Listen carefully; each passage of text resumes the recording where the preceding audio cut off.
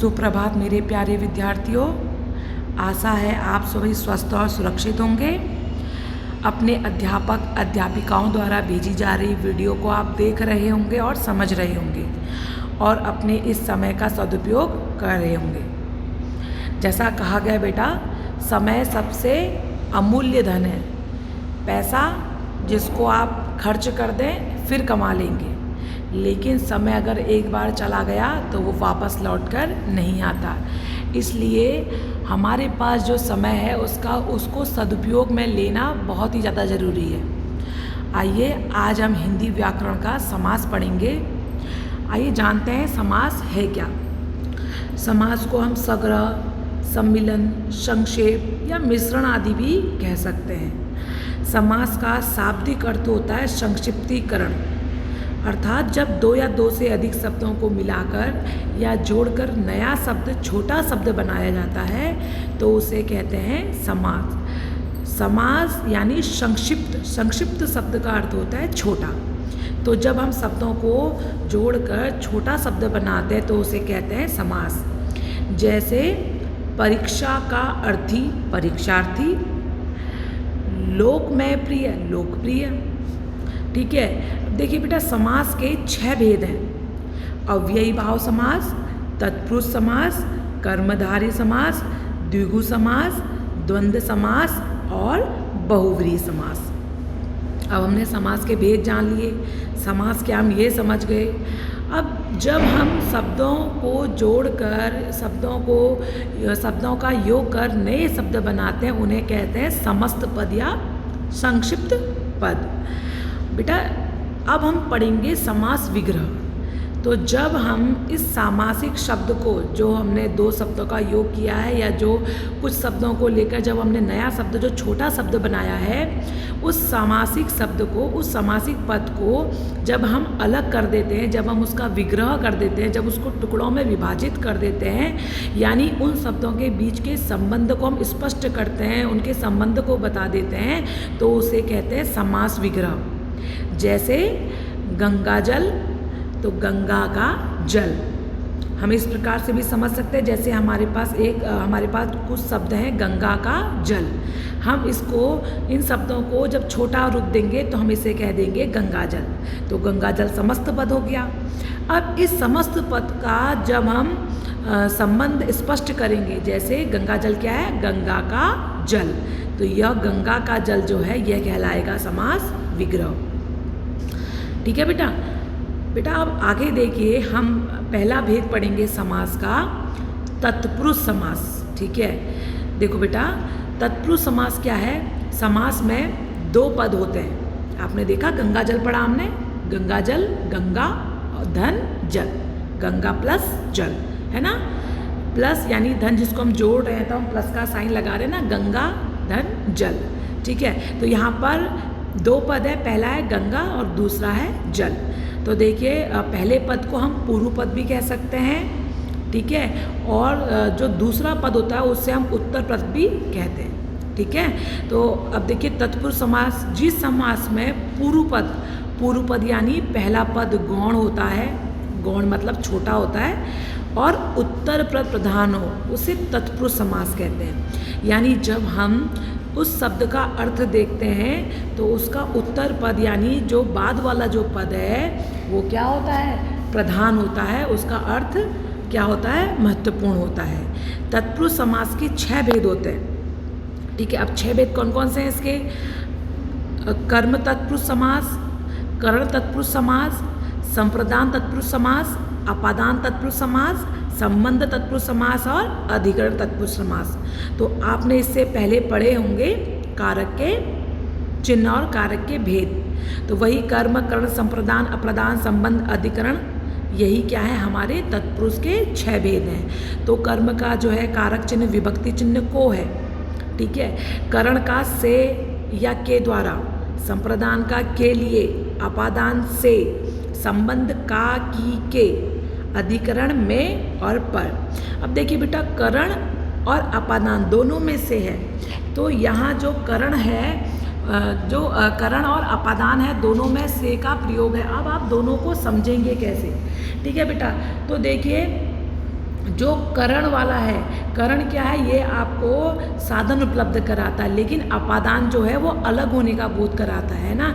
यानी जहाँ पर दूरी दिखाई जाएगी, जहाँ पर अलग होने का अर्थ का या भाव हमें स्पष्ट होगा, वहाँ अपादान होता है। ठीक है, दोनों में ये अंतर है। जब आप से का आप प्रयोग करेंगे या से प्रयोग होगा, आप उसको देखेंगे तो आप इससे समझेंगे जहाँ अपादान है वहाँ क्या हो रहा है कि कुछ ना कुछ दूर हो रहा है, अलग हो रहा है, छूट रहा है। ठीक है, अब हम देखेंगे बेटा इसके भेदों को थोड़ा सा हम और बारीकी से समझेंगे। देखिए, पहला आया कर्म तत्पुरुष। ठीक है, जैसे मतदाता, तो यहाँ जो है को, कर्म का क्या होता है, को होता है कारक चिन्ह, है ना। तो यहाँ को जो है, को विभक्ति का लोप हो जाएगा। ठीक है, तो यहाँ देखिए जैसे मतदाता है, ठीक है, तो मत को देने वाला।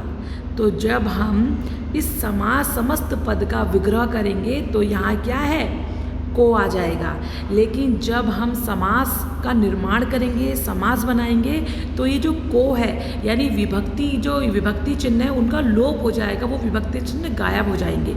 ठीक है, देखिए मतदाता, ठीक है, मत को देने वाला, गिरकट, गिरह को काटने वाला। ठीक है, तो यहाँ जो है को देखिए, जब हम समास बना रहे हैं मतदाता, गिरखट, तो यहाँ क्या है कि को जो विभक्ति चिन्ह है उसका लोप हो जा रहा है। अगला देखिए बेटा करण तत्पुरुष। ठीक है, जहाँ करण कारक चिन्ह का लोप होगा।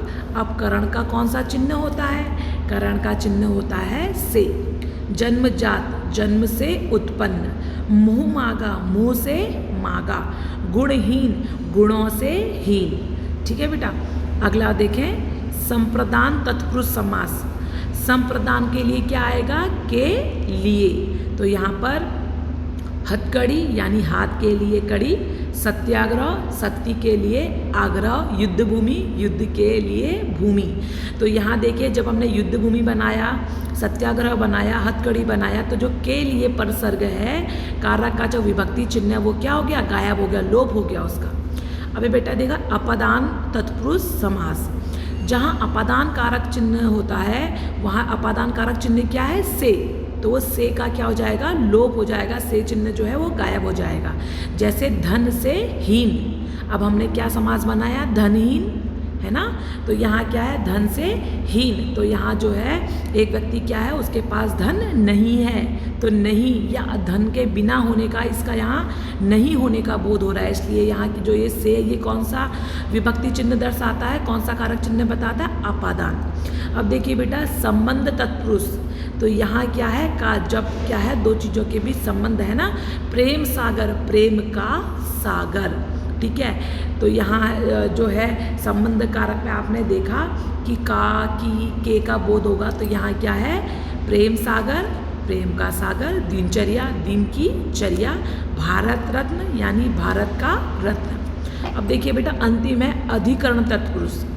ठीक है, यहाँ क्या है, जो है अधिकरण, जो तत्पुरुष समास है, जो अधिकरण कारक है उसके चिन्ह का लोप हो जाएगा यानी गायब हो जाएगा। तो अधिकरण क्या है, में या पर।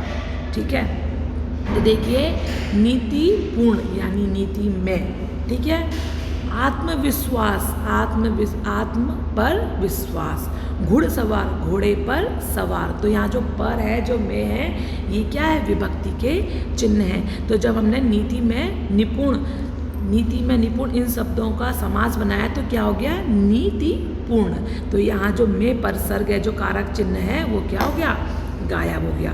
तो बेटा तत्पुरुष समास क्या है, जहाँ क्या होता है, जहाँ जो उत्तर पद है वो प्रधान होता है और पूर्व पद गौण होता है। ठीक है, यहाँ जो पहला पद है वो संज्ञा या सर्वनाम होगा। ठीक है, आइए अब हम आगे पढ़ेंगे बेटा द्विगु समास।